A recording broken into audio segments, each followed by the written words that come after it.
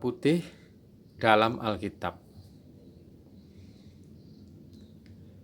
Beberapa ayat yang saya kumpulkan ini dalam Perjanjian Lama, saya temukan di dalam Sakaria 1 ayat 8. Tadi malam aku mendapat suatu penglihatan, tampak seorang yang menunggang kuda merah. Dia sedang berdiri di antara pohon-pohon murad yang di dalam jurang. Dan di belakangnya ada kuda-kuda yang merah jambu, dan yang putih. Sakaria 1 ayat 10. Orang berdiri di antara pohon-pohon murad itu mulai berbicara, katanya, "Inilah mereka semua yang diutus Tuhan untuk menjelajahi bumi." Sakaria 6 ayat 2 dan 3.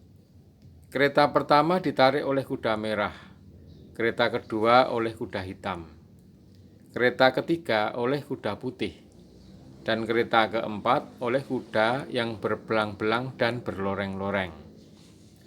Sakaria 6 ayat 6. Yang ditarik oleh kuda hitam itu keluar ke tanah utara, yang putih keluar ke arah barat, yang berbelang-belang itu keluar ke tanah selatan. Kemudian dalam Perjanjian Baru, di dalam Wahyu 6 ayat 2. Dan aku melihat, sesungguhnya ada seekor kuda putih, dan orang yang menungganginya memegang sebuah busur, dan kepadanya dikaruniakan sebuah mahkota. Lalu ia maju sebagai pemenang untuk merebut kemenangan. Wahyu 19 ayat 11. Lalu aku melihat surga terbuka. Sesungguhnya ada seekor kuda putih, dan ia menungganginya bernama Yang Setia dan Yang Benar. Ia menghakimi dan berperang dengan adil. Wahyu pasal 19 ayat 14. Dan semua pasukan yang di surga mengikuti dia. Mereka menunggang kuda putih dan memakai lenan halus yang putih bersih.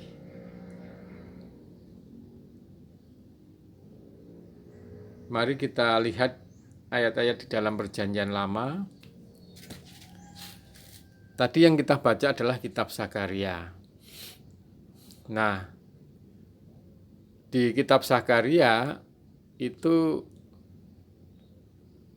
ditulis nubuatannya, firman Tuhan itu tahun 500-an sebelum Masehi. Jadi sebelum Masehi. Untuk kejadian yang akan datang. Jadi bukan untuk kejadian saat itu, tapi kejadian yang selanjutnya yang akan datang. Kapan? Yaitu nanti kita lihat di dalam kitab-kitab Perjanjian Baru. Nah, di dalam kitab Sakaria tadi ada berbagai warna kuda. Nah, berbagai warna kuda ini adalah lambang mengenai pekerjaan Allah untuk Kristus yang akan datang. Jadi kedatangan Kristus itu dikerjakan oleh Allah dengan berbagai warna kuda. Kemudian kereta kuda-kuda yang berwarna-warni melambangkan berbagai cara dari penghakiman Allah. Di setiap warna adalah setiap penghakiman Allah. Kita perlu melihat visi kuda ini menggambarkan keadaan Israel dalam pembuangan di Sakaria 1 ayat 8. Jadi ternyata ini adalah kejadiannya di dalam pembuangan, dan Tuhan memberikan satu visi kuda. Ada warna yang berbeda, ada kuda yang menarik, kuda-kuda yang menarik kereta-kereta.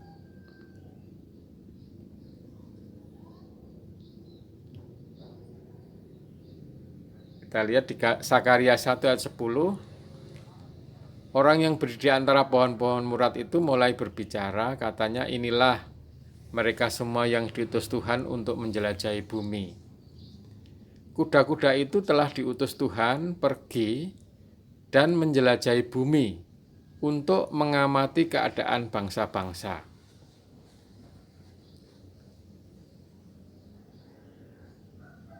Umat Allah yang tertawan tidak tenang dan tanpa kedamaian. Sebaliknya, bangsa-bangsa yang lain tenang dan aman. Di ayat 11, ini menunjukkan bahwa di mata Allah, semua bangsa di sekeliling Israel pada waktu itu tenang menikmati kehidupan mereka dalam damai dan aman. Sedangkan umat pilihan Allah menderita. Sekarang kita lihat maknanya di dalam Perjanjian Baru. Kuda putih melambangkan pemberitaan Injil yang bersih, murni, adil, dan diperkenan di pandangan Allah maupun manusia. Injil itu bukan Kristus. Injil bukan antikristus. Dan kuda putih ini di dalam Perjanjian Baru terjadi setelah kenaikan Kristus dari bumi. Dan akan terus, dia akan berlari mengelilingi bumi sampai akhir zaman, sampai kedatangan kembali yang Tuhan Yesus yang kedua. Kuda ini berlari mengelilingi bumi dalam keadaan musuh Allah sudah dikalahkan. Jadi yang perlu ditekankan di sini, musuh Allah itu sudah dikalahkan. Di pasal 6 ayat 2, makanya di sini ada gambar burung merpati melambangkan ada damai sejahtera. Jadi ini Injil adalah bukan Injil peperangan, tapi Injil damai sejahtera. Yang dibawa adalah damai sejahtera, karena musuh sudah dikalahkan. Dan mahkota, di sini ada gambar mahkota. Jadi sudah dalam keadaan menang. Musuh sudah dikalahkan. Kristus sudah meraja. Hari ini Kristus sudah meraja, memberitakan Injil damai sejahtera. Wahyu 19 ayat 11, lalu aku melihat surga terbuka.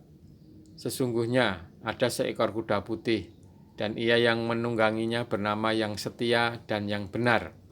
Ia menghakimi dan berperang dengan adil. Kemudian di ayat 14, dan semua pasukan yang di surga mengikuti dia. Mereka menunggang kuda putih dan memakai lenan halus yang putih bersih.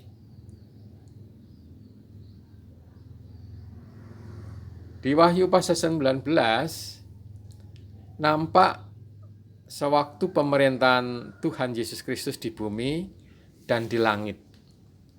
Ini adalah setelah kedatangan Tuhan yang kedua. Masanya adalah 1000 tahun.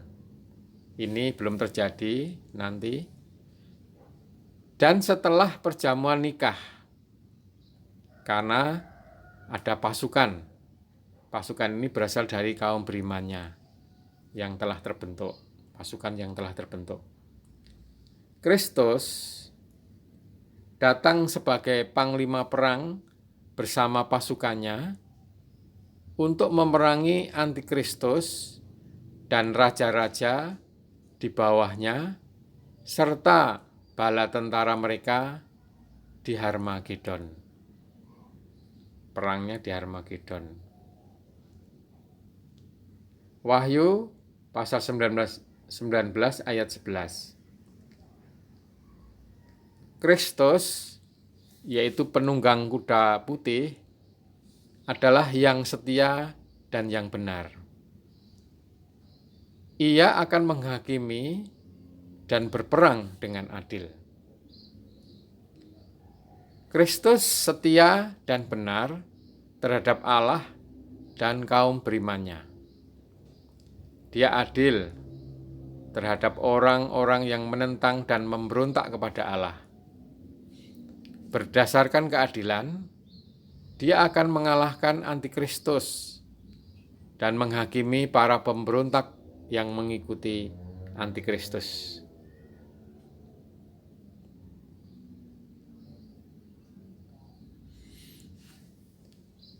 Semua pasukan yang di surga mengikuti Dia. Mereka menunggang kuda putih dan memakai lenan halus yang putih bersih.